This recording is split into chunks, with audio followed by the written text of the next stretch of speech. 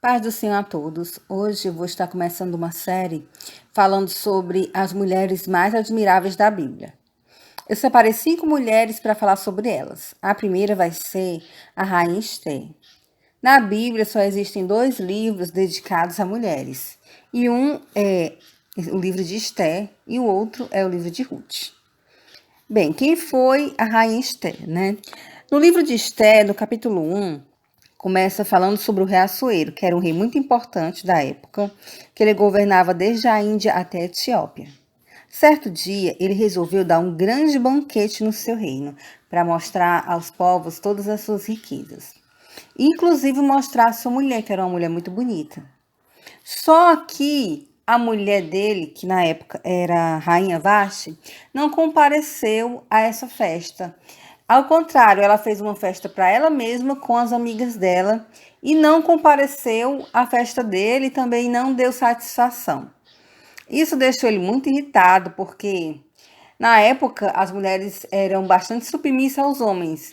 E ao ela agir dessa maneira, menosprezando ele, isso iria fazer com que todas as outras mulheres pegassem o exemplo dela e pensassem: a própria rainha não respeita o rei, então também não vou respeitar meu marido, né? E o rei ficou com medo disso acabar trazendo um mau costume para o seu povo. Então ele perguntou a opinião de alguns sábios para saber que atitude tomaria.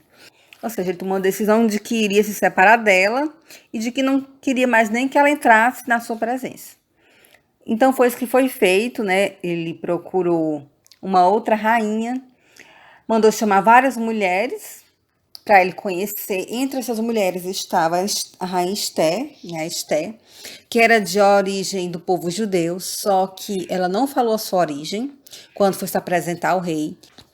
Então, para resumir um pouco a história, ela seguiu o conselho do seu tio Mordecai e o rei gostou muito dela, se apaixonou por ela e acabou casando com ela.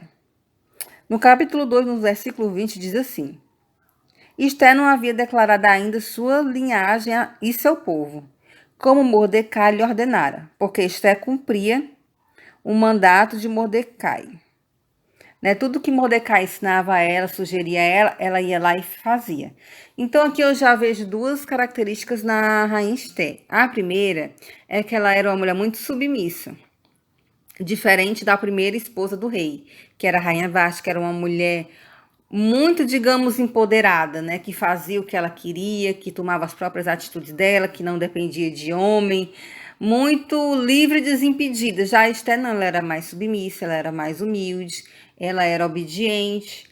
E às vezes acontece assim, quando a pessoa ela consegue um cargo, consegue uma posição, acaba aquilo subindo na cabeça dela e ela acaba querendo pisar nos outros, querendo mostrar que é mais, não tem mais humildade para ouvir a ninguém, que é só a opinião dela. Isso foi um pouco o que aconteceu com a rainha Vashti, mas já com Esther não. Mesmo ela estando ou por baixo ou por cima, ela sempre era humilde, era submissa, era obediente.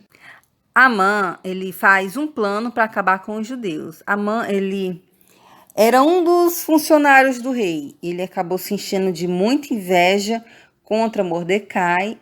E assim ele queria tanto prejudicar Mordecai que ele fez um plano, convenceu o rei a acabar, matar todo o povo judeu. O tio dela, Mordecai, descobre esse plano de Amã para acabar com o povo judeu e manda os mensageiros ir falar para Esther, para ela tomar alguma atitude para que esse plano de Amã não seja colocado em prática. Esther, ela responde que não pode fazer nada, porque nem ela mesma pode se apresentar ao rei. Ela só pode se apresentar ao rei se o rei chamar ela. E já fazia mais de 30 dias que ele não chamava ela. Então ela tinha medo de ir lá e ele fazer alguma coisa com ela. Como ele já tinha mandado embora a rainha Vashti, porque ela desobedeceu a ele, a Esther tinha medo que ele também mandasse ela embora, fizesse alguma coisa contra ela.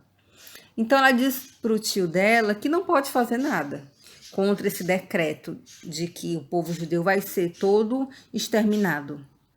Então o tio dela, ele não se conforma com essa resposta de Esther, porque ele acredita que se Deus colocou ela nessa posição, ela pode fazer alguma coisa sim, pode intervir. Então ele acaba convencendo Esté, ela cria coragem e decide se apresentar ao rei. Ela manda o seguinte recado para o tio dela. Está em Esté, capítulo 4, versículo 16. Vai ajunta a todos os judeus que se acharem em Suzã, e jejuai por mim. E não comais nem bebais por 3 dias, nem de noite nem de dia. E eu e minhas servas também jejuaremos. Depois irei ter com o rei, ainda que contra a lei. Se perecer, perecerei. Outra característica da rainha Esté é a coragem, porque ela tinha medo de morrer, do rei abandonar ela, mas em razão do seu povo, em razão da sua fé, ela enfrenta, né? Ela diz, se eu tiver que perecer, eu pereço, mas eu não vou abandonar a minha fé, eu não vou abandonar o meu povo, eu não vou abandonar o meu Deus. E ela decide se apresentar ao rei, mesmo que correndo risco de vida. E quantos de nós, muitas vezes, não nos acovardamos, né? Ficamos com medo de perder a nossa vida, com medo de perder, às vezes, o emprego, às vezes, de perder um grande negócio e deixamos de fazer a vontade de Deus, deixamos de obedecer a Deus por medo. A rainha Esté se apresenta ao rei Assuero, conta a sua história, de que Amã se levantou contra o povo judeu, que fez um plano de acabar com seu povo. O rei fica muito indignado com Amã, ele manda matar Amã e faz um novo decreto de que o povo judeu ele pode se defender contra quem quiser atacar eles.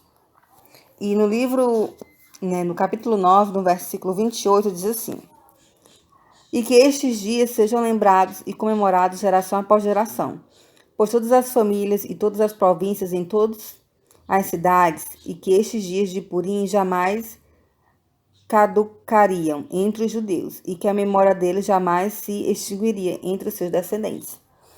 Os judeus fazem a festa de Purim, que é uma festa em comemoração à vitória que Deus deu ele, e eles deveriam contar essa história de geração em geração.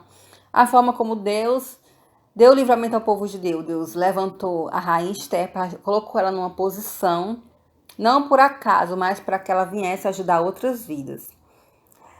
E assim foi, então, que a gente possa, da mesma forma, agir como Esté. Se Deus lhe colocou no seu trabalho, se Deus lhe colocou num casamento, numa família, numa situação, não foi à toa. Deus tem um plano para você. Então, que você possa colocar esse plano em prática. Não deixe seu coração encher de orgulho porque você ficou famoso, porque você está ganhando bem, porque você conseguiu comprar um carro. Não deixe nada disso encher seu coração. Continue sendo uma pessoa humilde, porque Deus, com certeza, Ele está te honrando para que você possa abençoar outras vidas.